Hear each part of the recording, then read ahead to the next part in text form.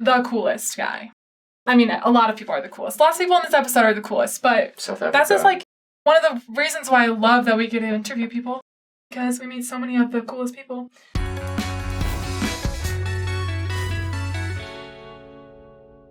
Hey everyone, welcome back to Saints Unscripted. I'm Sabrina.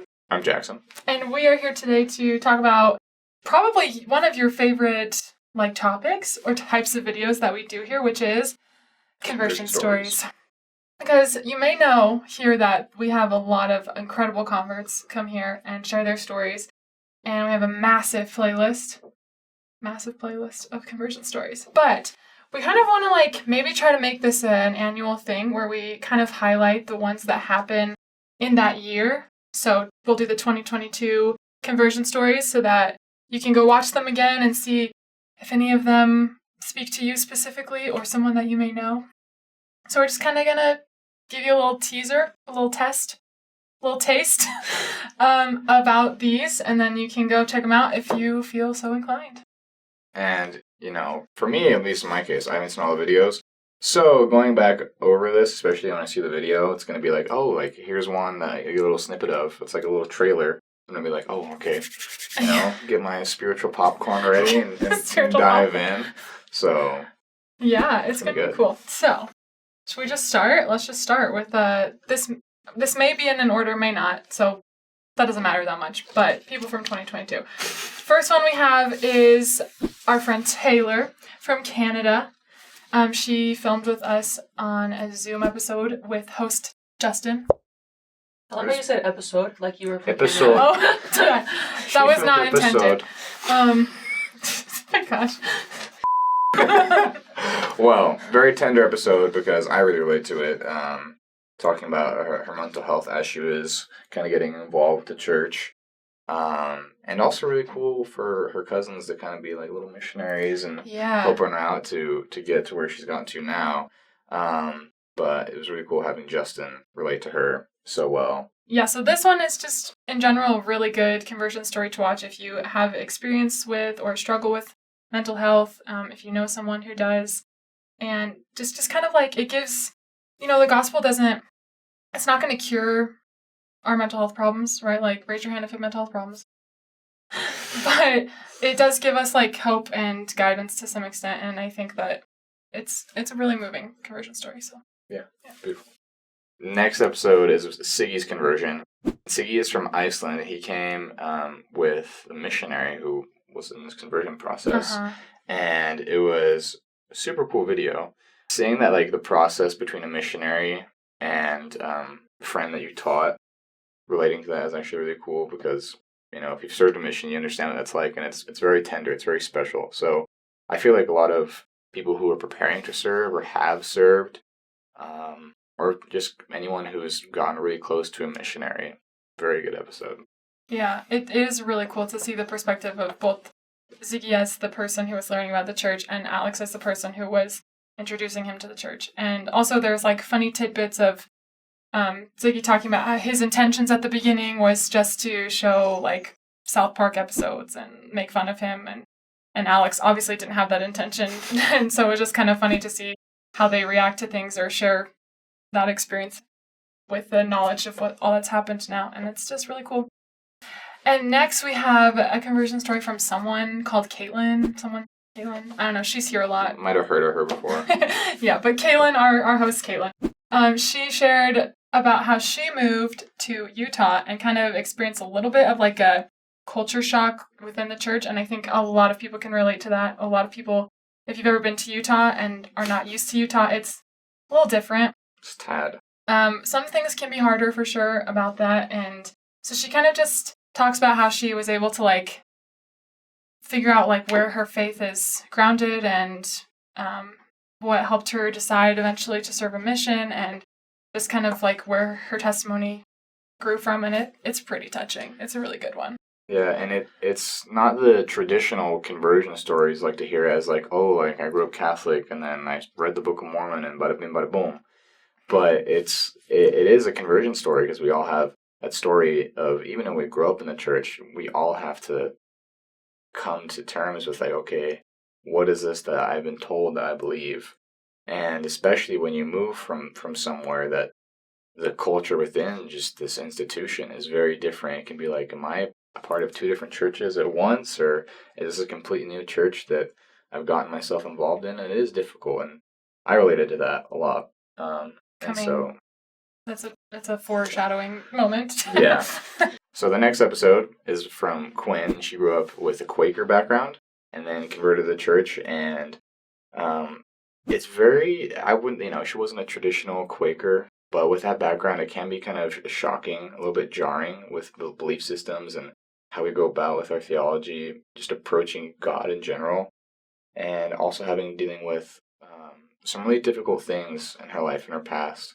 And her story is like this beautiful journey of like kind of taking steps forward without really knowing what's going to happen and risking a lot of things and just like moving forward with faith. Like she's just a really good example of someone who just moves forward with faith. And she's like such a light too. Like I can remember interviewing her, like she just like glows. And yeah. And she was in Justin's Award, which is cool. So that's how she got to be on here, and cool thing to know. But check out Quinn's story. It's cool. Okay, so this next one is about this weird dude who had long hair. It's mine. What? Did you have long hair in it? Yeah, Oh. the episode I was in, I had pretty long hair. I got to talk about my conversion. It's similar to Caitlin's. Mm-hmm. Just growing up in the church and moving from New Jersey to Utah and having the pressures of growing up in the church in Utah, and then my struggles with mental health, my current struggle with mental health, and my mission, how that affected it, and really getting to know God through hard time, through difficulty, and how that strengthened my faith more than ever. And like we were talking about earlier, it doesn't fix your problems. Just like, Jesus is Lord. Yes, that does not make life easier sometimes, but it does make an assurance that life will be perfect one day because of Him. Okay, next we have our friend Aranza.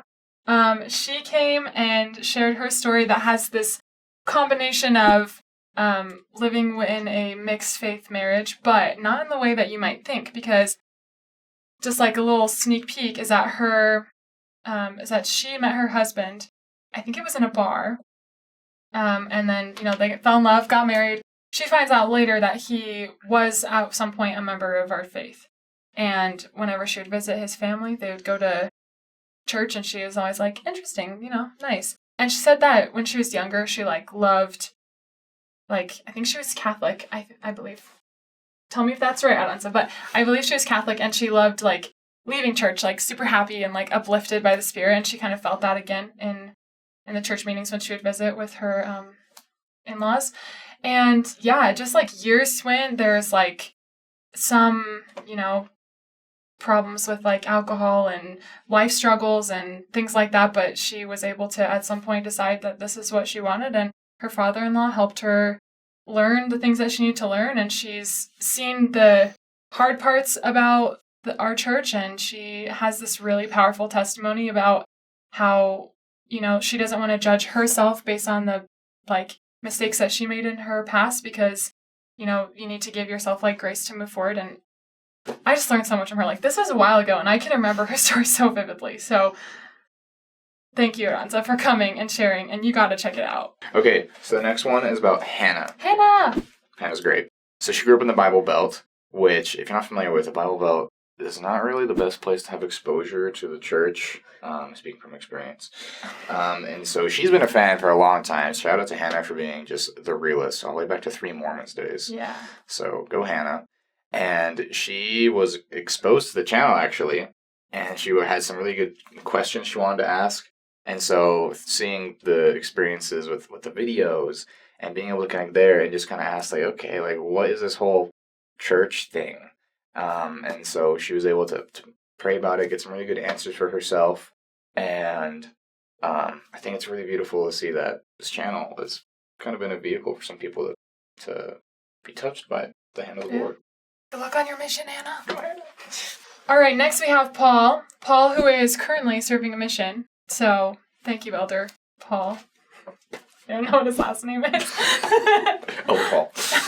But anyways, he came super, super awesome dude. I remember his Instagram account. He has, like, it's, like, fancy with different pictures. Then, like, the story all goes together and pretty inspiring. Like, I will always remember that. So, good on you, Paul. He came and talked about, one main thing that I can remember from his story is that he had, like, a lot of questions. A lot of those, like, big life questions. Questions of the soul, if you were. And was asking around, trying to figure out some answer, some, like, semblance of answer, even. And was just kind of feeling lost. Like, the answers he was getting from people was just, like, not helping, not satisfying his, like, hunger for knowledge. And he was able to meet with missionaries eventually from our church and ask these questions that he just had weighing him down, and there were answers that he didn't receive before, and that gave him a lot of peace and guidance, and so now he's a missionary himself, giving people those answers, which is really cool. And of course, as the gospel does not answer every question, it won't, it can't, it shouldn't. There are a lot of those, like, really big questions of the soul that you can find, like, actual, like, answers to, and can help you move forward and help others. So go watch the video. Yes. Joe Metro.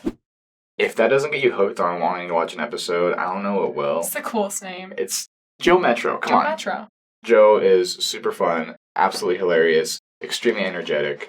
So I vibed with him. He's also an auctioneer. So did a tongue twister at the end. So if you watch the whole episode, get that little treat. Exactly. We should do that in every episode now. Anyways, so Joe grew up in Southern California, and he had his friend Scott, and Scott was a member of the church, and Scott one day invited him to go to, as it was called back in the day, Mutual, the youth activities, and Joe's like, okay, I'm down.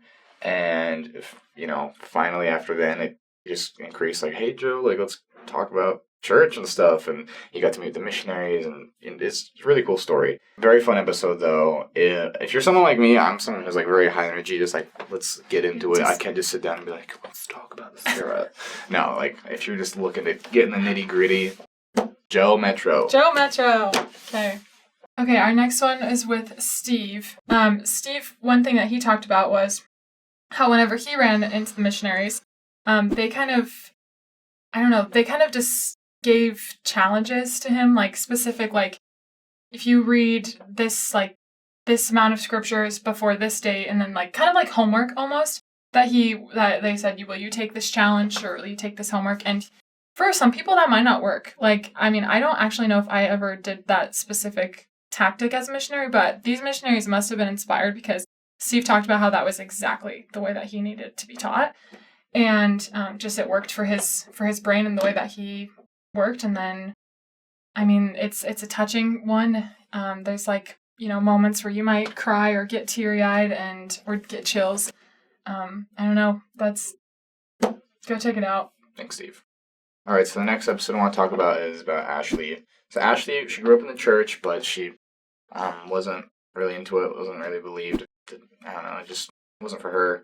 And she got into some really difficult, really hard addictions when she was really a teenager. Early, yeah. Yeah, and we're talking really, really hard things to overcome. And it just got progressively worse and just not feeling like there's a way out and just feeling trapped. But she had a promise from someone. Who was it from again? It was, I think, just from an old friend. And this is after years and years of struggling and jail and just so hard. But the promise was, if you read the book more and every day, that you'll be able to find how you can get out of this. And just that having kind of been just the tipping point for her to move. Yeah, she is so inspiring, and has her own podcast now where she shares all these other stories that are similar-ish to hers. And so you got to check it out. Then we have Jared from South Africa, who is living in London, and David thought he said Linden, and that's a whole funny thing in the beginning with that accent. You're not from Linden, Utah. But Jared, the coolest guy. I mean, a lot of people are the coolest. Lots of people in this episode are the coolest, but that's just, like, one of the reasons why I love that we get to interview people, because we meet so many of the coolest people. But Jared, his story goes through different religions, multiple baptisms, actually. And at one point when he was living in South Africa, he was like doing really well in his church. Felt like he had purpose. Everything was working great. And then somehow felt like he needed to move to London. So he moved, and then he was lost and was like, okay, come on. Like, I was doing great back there, and now I don't know what to do. And so it kind of just, oh man, he was introduced to the church with some anti-literature. Classic. I think it was in a library, and it didn't have the effect that the author intended. But it did take time for him to, met with the missionaries a little bit, then kind of, I don't know, but then met with them again, and just like a lot of divine intervention, and yeah, I don't know. It's pretty epic, actually. I mean, it takes you across the world, and spiritually, too. Right. The next is about Matthew. And Matthew grew up as a fundamental Baptist, but didn't really get seriously involved with the church until he was later teenage years. So he was baptized when he was 17. But even being a convert and joining the church, he did not, he was uneasy about things. He didn't know if he understood things. And so he kind of fell into a state of depression. And things were really hard. He was trying to search for answers and trying to find out what all of the stuff he's been taught, if he actually believes it. And I think it's a really good opportunity for anyone who is a convert and is still struggling with some things. There are some really hard things to deal with when joining the church. It's not some simple step. I think it's a really good episode to watch. It's not just, life is just a fairy tale once you're a member of the church. It's fun o'clock, everyone. Today's weather calls for rainbows with a chance of dance parties. It's still hard. Life's hard, and you have to deal with things in the church and church history and difficult questions. And so I think it's really cool seeing Matthew's journey and being able to, I've been a member my whole entire life, but I've had similar experiences. It's like, man, I got to really struggle and wrestle with some things. So I think it's a great episode for anyone who has the same feelings. Yeah. And then our last one of 2022, as far as I know, if we forgot yours, which I really don't think we did, because I think we looked through it a couple of times, but if we did and you were in our conversion stories this year, let us know, because you are also the coolest. But our last one that we'll talk about right now is David, who was raised Catholic, but then Episcopalian. And something that's just really cool about his is that in like a weird way, kind of what we were talking about earlier with like the seeds just being planted in crazy ways, is that he was able to learn about the church because a friend of his mom's at some point gave her a copy of the Book of Mormon. She put it on the shelf, didn't touch it, whatever. And then at some point he's like, kind of like college age, decides he wants to like learn more. And so he's like, I'll just read from this book. And then he like didn't sleep and just read and read and read and read. And he was talking about how from experience, he thought that people who like got really serious into religion like did crazy things because of that. He's like, religion makes people crazy, and he didn't want to be crazy, but then he's like, can't put the Book of Mormon down, and he's like, I can't do this, I don't want to be crazy. But then it's like he's funny, but also it's just like, I think that something about how he was not searching for, like, he was not trying to read the Book of Mormon saying, oh, I hope this is true. Please be true. Please be true. Like, he's reading it, and then he's like, please don't. Like, but he is now a professor at BYU. So, watch that one. Read the Book of Mormon, you can go teach at BYU. It's easy as that. Okay, well, that was fun. All those conversion stories are fun. Thanks for hearing our little snippets, and check them out, especially the ones that speak to you. If you have a conversion story, DM us on Instagram or message us on Facebook. Yep, maybe you'll be the coolest. Yeah, so many cool people. We need more cool people. Okay, bye guys.